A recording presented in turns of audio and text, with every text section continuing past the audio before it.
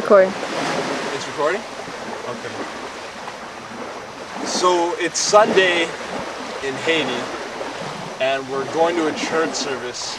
And, you know, most of the week these people are wearing, you know, clothes that they just have lying around that's been donated or whatever, what happens. And they come on Sunday and they wear their very best clothes. Shirt, tie, their best dresses, and they just look so hard to describe, really. They're just so well put together, and we just felt so awkward because, like, our clothes have been stuffed in a bag, all wrinkly, and some people got stains on their white shirts, so they felt a little out of place. But, you know, we get there, and, you know, it's still very welcoming.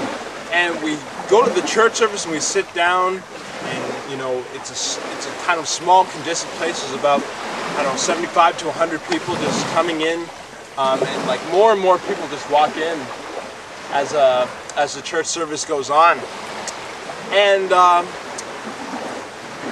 I was sitting there with the camera, and we started singing, and the song was just so beautifully sung, and the whole congregation was there, that I just I closed the lens on the camera just to hear the music. And, you know, it's interesting just how much joy, and, you know, you can hear how happy these people were, like, to be with God, and they were just so happy to, you know, have a relationship with God.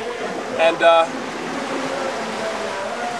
we finished the service, and, you know, we heard the people preach, and, you know, some people struggled because they didn't really understand the language, but people were still moved by the people in the congregation, and they were singing, they were dancing, and just people seemed so committed. Interesting story.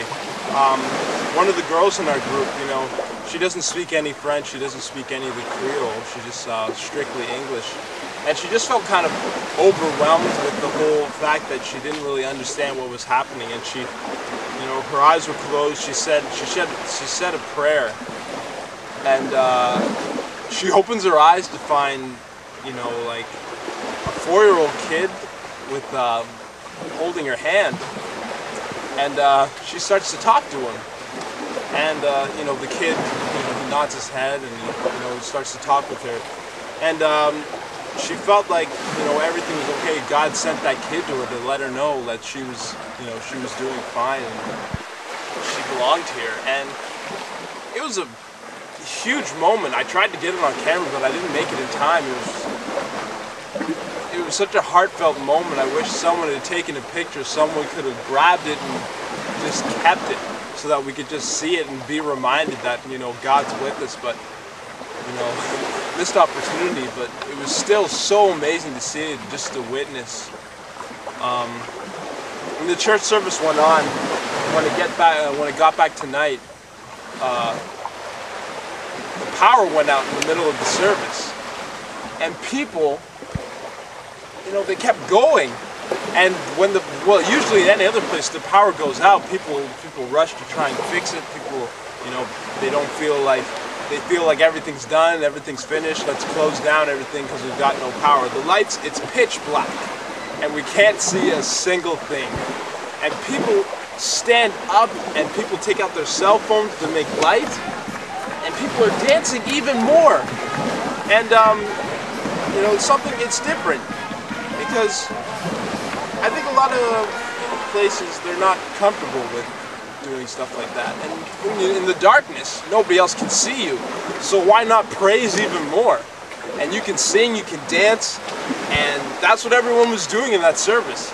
And then the lights come back on, and everyone is dancing and singing, doing the actions, and everyone felt so led. Like, I was dancing, everyone in the group was just having the greatest time, so much fun. And it's so interesting to see. It's so different from what we experienced back in North America. It's crazy. That's fine.